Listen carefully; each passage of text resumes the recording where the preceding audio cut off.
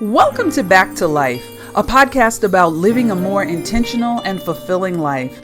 I'm your host, Nicole Green. Join me each week as we slow down, maybe with a calm cup of tea, and we share conversations, tips, and resources for navigating this journey called life. Okay, let's get started. Hey there! Thank you so much for tuning in. In today's episode, I am going to talk to you about making and keeping friends as an adult. And I am joined today with my good friend, Siobhan McClay, who is a licensed clinical social worker here. Thank you so much for joining me today, Siobhan. Thank you so much for having me. I'm really excited to be here. Yeah, and I'm really excited to kind of dig into this conversation about making friends as an adult and how sometimes it may seem more difficult or sometimes for some people less important to make, those friends than it really is. So I'm really excited to explore this topic. So let's go ahead and dive in. Okay, so first and foremost, let's talk about this. Like, friendships are really, really tough sometimes to form as an adult than when we were children. But we don't realize it as adults because life happens, and we're into our careers, we're into our families, or we just have other things, going on. But, friendships are very, very important to our mental as well as physical health. And perhaps now more than ever. Would you agree with that? Absolutely. I think they're crucial to all aspects of our health. Oh, yeah. So check this out. I was reading the other day, and it says that research has shown that a lack of friends is not only a common problem for today's adults, it may actually be killing us. Can you believe that? I really can't. Yeah, but see, one study even found that not having enough friends or having a weak social circle is the same risk factor as smoking 15 cigarettes a day. I mean, really, 15? It blows my mind. It really, really does. Yeah, and to add to this, social isolation is also a risk factor for depression. I mean, think about it. That's one of the symptoms of depression. And, isolation just moves us further and further to that disconnect from relationships. And that just makes us spiral. It does. Yeah. And so on the flip side, even if you're super healthy and you live to be 100, you've got to invest in friendships if you want to live a life of significance. Because study after study just shows that up to 70% of our overall well-being comes from our relationships. Do you have anything to say on that one? Well, I think with information like that, it makes me even more invested in investing, I guess, in nurturing my relationships, because I didn't realize it impacted that much of your overall well-being. Yeah. And so seriously, community matters, and our intentionality within that community really matters. But it's not just on us. I mean, there's some reciprocity that needs to go on there. But I can tell you from my own experience, and I've heard from many of my adult clients, is that it can definitely be a struggle to make and keep some good friends. But why don't we talk more about this? I think that there's honestly, I think in the mental health community, or in the community period, there's a stigma around talking about your need for friends. I think as adults, we're expected to just kind of live our lives and to just do what we need to do. And we don't need friends as much anymore. But I think they're even more important, if not as important, as having friends when you're kids. Well, yeah, maybe it's because we blow it off and we don't want to worry about this kind of stuff when we're so busy with the mountain of tasks and, priorities that comes with being an adult, Right. Like paying bills, putting food on the table, raising kids, taking care of your home, your family, advancing your career, things like that, Oh yeah, and sleeping and exercising. Exactly. That's kind of important too. Right. And even if you can even if you can manage to squeeze that all in. Absolutely. But I get it. It makes sense that friends, like from when we were kids, when we're younger, it was easier. We're all in school in that structured environment. These are the people that you saw all year. It's the same people. There was a lot of a connection. And then as we grow older and, we become adults and we go different directions, the world becomes a little bit larger and you don't see the same people. Absolutely. You really have to be intentional about that. Would you agree? Yeah. And I think that part of the reason that it's so hard to make friends as adults is, like you said, when we're younger, we're in we're in extracurricular activities, we're in school, we're, doing these regular day-to-day activities. And when it comes to adulthood, I don't want to speak for other people, but quite often in my adult life, it's been, I go to work and I go home, Yeah. And if I see my friends, it's a really concerted effort to see them, because we have, like you said, we have lives, we have families, we have, other things that are going on outside of our work life. So it's really hard to make adult friends and keep adult friends. Yeah. And we want, and if there's an increasing loneliness and unhappiness in our society. Sometimes people think that I have thousands of friends online, right, so I'm popular, I'm this, but in fact that tends to increase even more loneliness, because I'm like, do you really talk to these men? Right. And I'm saying this from an introverted perspective, right, mind you, but right, I'm like, really?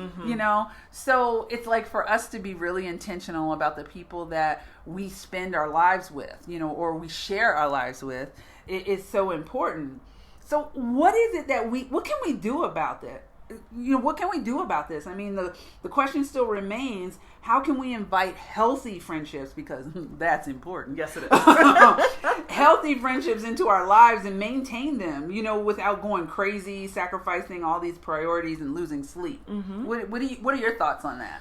Well, I know we'll talk about a few options, but I think on a personal level, how to invite unhealthy... not unhealthy. Just kidding. How to invite healthy relationships into our lives. I like to think that, I'm in my mid-30s and I can have healthier friendships in my life because lots of therapy, lots of self-exploration has taught me how to have healthier relationships. And I think, instead of how I was 20 years ago, I have more willingness and more bravery about explaining what my boundaries are so that I can have healthy friendships. Okay. So it's really about knowing yourself so that you Absolutely. can definitely be, a better friend. Correct. And invite better friendships into your life. Absolutely. So let's talk about that. Let's kind of give maybe some tips. Sure. Some key tips inspired for some songs about friendship, to get folks started on their path to, some more meaningful and fulfilling friendships at any age. Totally. Oh, and don't worry, if you don't have a pen and paper nearby, you can find this information in the show notes. I'll make sure to put it there. So here we go. So let's think about this. Number 1. You've got a friend in me. You know that song from Toy Story. Yes. I'm sorry, I'm such a kid. But take a moment, and think about what a good and healthy friendship actually looks like for you. Mm-hmm. A lot of times I think, sometimes we meet people and you're like, oh, that's my friend and that's my friend. But do we really know, what does that look like for you? Because a lot of people, if you've never had healthy friendships or relationships, how would you even know what a healthy one looks like? Sometimes it may just be, this is what it is. Right. And I'm just like, no, if you're surrounded by takers, it's like, and you're the giver all the time, that's not a balanced friendship. Correct. So that, I think that might be something helpful. Healthy friendships are not one-sided. Right. Right. And both people need to benefit from knowing each other. It can't just be this, okay, you're here for me, and I'm not here for you. Right. That's not okay. That's not a okay. friendship. No, not at all. A friend should be someone you choose to have in your life because he or she enriches that experience and allows, you are allowed, each one of you, to grow, and change. True friendship, it just doesn't change with the weather. It always tells the truth and brings out the best and has mutual respect. Absolutely. I think those are really some key factors to knowing that you have a friend in me, per se. Mm-hmm. What would you say? I agree with all of that. Absolutely. Mm-hmm. I think it's interesting you said it doesn't change with whether. I completely agree with that, but I also think it needs to change with the times too. I think, I have great, I can probably name 2 really, I guess 3 close friends that I have had since high school. And the reason we've been able to stay friends is because we've grown together. And I think that friendships can't be stagnant. Like you said, they can't change with the weather, but they can't be stagnant at all. No. Because you're growing, they're growing. I think, like you said, it can't be one-sided. It absolutely can't be one-sided because, like you said, it's not a friendship. Yeah.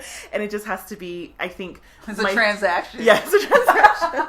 I think my true blues are people who are just as excited about my success as I am about theirs. Yeah, and that's what I was saying about the mutual respect. Yes, it's kind of like like, can you cheer someone on just as much as they're cheering for you, regardless? Yes. You know what I mean? You really want to see the best for that other person. Absolutely. You know what? It's basically boils down to everything we learned in kindergarten, but we forgot along the way, right? Yeah. And I think telling the truth, I think, personally, I need someone who feels comfortable and able to call me on my stuff if I need to be called on it. Exactly. I can be the smartest, the most justified person in my life, but I need somebody to tell me about it. You need someone to say, girl, what are you doing? Right. It's okay. Like, you know better. Yeah, exactly. Now do better. Yeah. Yeah. No, we all need that accountability in our lives. But sometimes it's hard because we have wounds that haven't healed. Yes. And so Yes. sometimes we take that as, you're hurting my feelings, Right. and so you're not a friend. Right. And so at that point, we have to really get to a point where that's where knowing yourself really comes into play. Absolutely. So a second thing, thank you for being a friend. That is my show. The Golden Girls, of course, you know. So one of those things you can do for friendships is reconnecting with old friends or rekindling those dormant friendships, you know. But side note. Big butt. Oh, totally. Side note is there are some people, you know, let the dead stay dead. Yes. You know what I mean? You don't need to resurrect certain friendships, especially if they weren't good for you. There's a reason why certain things go the way they go, you know, but there are some people that you meet and it's just kind of like you never reconnected or whatever. They may be of interest, you know what I mean? It might be worth trying to explore that because maybe you're missing out on a really great relationship. Absolutely. You know, and that's one of the easiest and quickest ways to get more active, positive friendships, you know, back into your life, you know. I guess a question, something to think about would be, who do you think of often but rarely actually reach out to? Okay. You know, there are people who cross our mind all the time, you know. Think about who do you miss connecting with or regret losing touch with. You never know. They could be thinking about you, Absolutely. you know. How many times you hear about people and they're like, oh my gosh, I was just thinking about you. Yeah. I'm so glad you called. Let's get together for coffee or for whatever. It's a matter of intentionality. Absolutely. You know, think about who it is you actually want in your life, because not everybody you want in your life. You know? Right. You know, because one thing you can do is you can take a few minutes to send them a thoughtful text, email, message, direct message, you know, on social media or something. Or grab this. You can even pick up the phone. Oh my goodness. I know. Go figure. You know, and actually hear a person's voice, you know, and call them. You know, it may take a little time and persistence to reconnect with them, but keep at it. And, you know, it could be worth the effort. You never know. And if not, well, you know what you don't want. That's one way to look at it, you know. And sometimes it's easier with people you already have a history with, so the risk can be low, you know. But like I said, consider. Don't just go like, oh yeah, remember that person from 10th grade or whatever. I need to. No, don't do that. No, don't do that. Don't do that. But I'm just saying, really think about, you know, just some of those people that you like to reconnect. What do you say about that? Yeah, I think this is a really important one. Like you said, keep the old friends who need to be old friends as old friends. But I mean, personally, there's a woman who I was best friends with in the 3rd grade, and by no arguments or anything like that. We just kind of lost touch. And we got back in touch about 5 years ago, and I'm so grateful for that. So thank you for Facebook, even though we all have different ideas about social media. Yeah, Facebook. She knows, I mean, I don't, yeah, exactly. But, but because of just reaching out, I'm the godmother of her youngest son now, you know, and it's been, she knows me more than any other friend I've ever had because we've been friends for 100 years, basically. Okay. So I think that's the best question is, who do you think of often but don't reach out to? See what happens. Yeah. Okay. And so number 3, why can't we be friends? Okay. So you know that making completely new friends as an adult can be a bit tricky. Yes. Because you don't know these people. And you're just like, are you going to hurt me? You know what I mean? Do I really have the time to invest in you? But if you're an introvert like me, you know, we may have made a habit of shying away from really getting to know new people, even when we feel a strong connection or a potential for friendships. Yeah. I know that sometimes that's hard. I know, like I said, like with us, you Yeah. know what I mean? It's kind of like you and I clicked, Yeah. but it's like, It's so scary. Can we be friends? Can we be friends? But, you know, I'm really excited, you know, that we have a good friendship and Absolutely. that we're able to laugh and everything. And so I'm glad that we both of us being introverts, being able to kind of be that intention. It's like, hey, let's get some coffee. Yes. Hey, let's do that. Let's be introverts together. Exactly. And so this has really worked out for us. Yes. And so, you know, it's okay. Yeah. You know, it's totally human nature to hesitate when it's time to put ourselves out there and be vulnerable with people. Of course, saying the word vulnerability, people just want to go, oh, that's okay. I don't want to. But as the saying goes, nothing ventured, nothing gained, you know. We need to make a point to find and join like new groups, attend events, volunteer at our favorite local, you know, nonprofit charities, or go to new places where we can meet others who might share our interests. And so that's one of the things I think, you know, as far as finding new friends, as well as friends who share interests, because if you start with some friends and they're just like, well, I'm not into that anymore, we'll find some other people who are into what you're into. Absolutely. Provided you're into healthy things. Just saying. So, you know, if you have trouble finding what you're looking for, you know, start your own group. You know, what is that? Meetup? You know, you can do that. Absolutely. You know, create your own meetup. Do something that, you know, you can take the lead on. You know, and for the control freaks out there, I think that's a great idea because I can relate to that too. Yeah. You know, so there's so much just waiting for you to explore. Plus, not only you'll gain new friends, but you might get a new hobby or learn a new hobby or skill. Absolutely. Right? And now, last but far from least, number 4, that's what friends are for. Yay. Keep shining. Keep smiling. Knowing you can always count on me. There's no way I'm going to sing. Anyway. You should. That could be your new interest. Pass. But, you know, once you've reconnected with old friends or begun to develop new ones, the most important thing to do is to keep it going. Now, that can be the hard part. Very. What do you think? I mean, what helps you to kind of keep your friendships going? Well, I'm learning from this podcast myself. I think that, I think even in the instance of our friendship is, you know, because we're both introverts, like, so it's not forcing myself, but sometimes I have to remind myself to just reach out, see how you're doing, because like you said, I'm an introvert, and sometimes I'm really into my next Netflix show, so I've got to just so it's so good. I mean, obviously, but I think that the most important thing is just keep it going. I think about how important it is to me when people check in on me, so I make sure that I do the same thing and show interest and make an effort to see each other.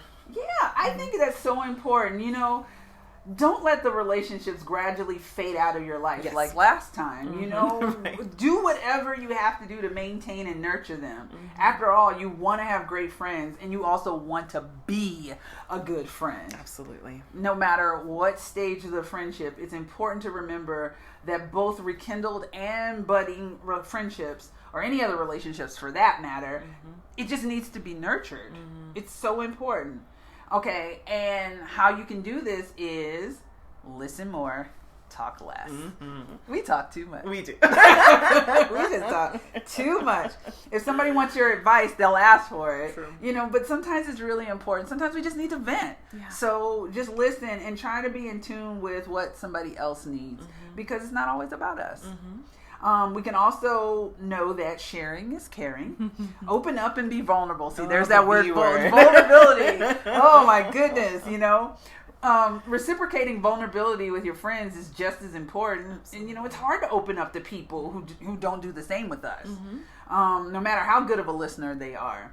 So when it's appropriate, you know, share your own experiences, thoughts, struggles, and triumphs with your friends, because they want to know. They care. Absolutely. And sharing is really what friendships is all about.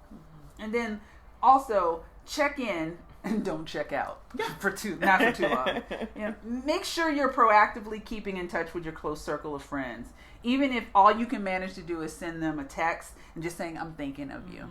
It really does matter to just stay in touch and to just be intentional in that way to stay connected.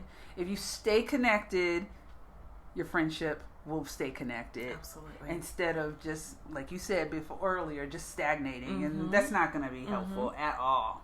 You know? What do you think? I mean, like, what are some of the ways you can kind of check in? You know, you said that before. You like when people do that. Maybe create a habit, set a reminder. Yeah. Right. I know we all have smartphones. Come on. I mean, set a reminder. Look, put in people's birthdays in your calendar, so at least you can kind of just say, "Hey, happy birthday." You know. So I have a I don't want to say friend, but she's an acquaintance who sends a weekly thank you card, and I really kind of want to start that myself. I think that's lovely. So it's how so it's how she reaches out to, even if it's not a friend, but she'll reach out to someone at least once a week, and it's how she stays connected to people. And I think that's beautiful. I really is it handwritten? Yeah. Oh my gosh, that's a New Year's resolution. No, I'm gonna do it, or October resolution. So it's gonna happen. Yeah, I think it's wonderful. I think that's great. Yeah, it's beautiful. Yeah. And whatever you do, absolutely, start now and keep at it each day, each week, each month. Just remember, it's just worth it. Right. Okay, so there you have it. Now let's review and wrap up really quick. Okay. Here are the points that we covered today. Remember, number 1, you are not alone in being alone. The struggle is definitely real. Definitely, yes. 2, make friendships a priority. They are an important key to your health and happiness in your life, and there's always hope. And 3, take action. Start with the simple tips I just shared, and you can review the complete list, plus find links to more information and resources, and my good friend Siobhan's website in the show notes for this episode. So be sure to check out our next episode, and until then, be well. Thanks again, Siobhan, for joining us today. Thanks so much for having me. It's been a pleasure.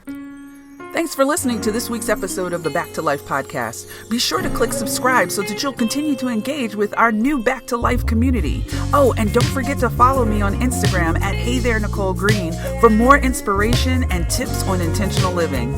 Tune in next time on the Back to Life podcast as we discuss those relatable struggles of life with a dose of hope and healthy solutions. Until then, be well.